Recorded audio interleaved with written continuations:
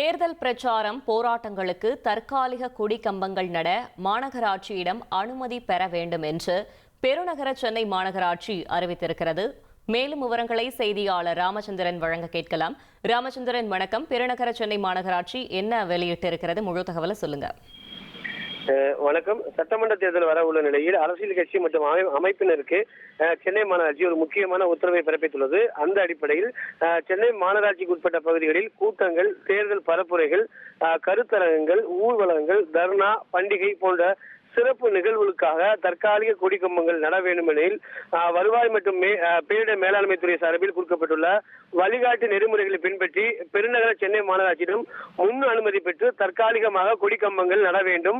அவ்வாறு முறையான முன் அனுமதி பெறாமல் நடப்படக்கூடிய தற்காலிக கொடி கம்பங்கள் பெருநகர சென்னை மாநகராட்சியால் எவ்வித முன் அறிவிப்பும் என்றும் அகற்றப்படும் என்றும் அந்த அறிவிப்பில் இடம்பெற்றுள்ளது. ஆகையால் வரக்கூடிய நாட்களுக்கு தற்காலிக கொடி கம்பங்கள் நடக்கக்கூடிய அரசியல் கட்சி மற்றும் அமைப்பினர் சென்னை மாநகராட்சியிடம் முன்னெச்சரிக்கையாக அனுமதி பெற வேண்டும் என்றும் அறிக்கையின் வாயிலாக வலியுறுத்தியுள்ளது.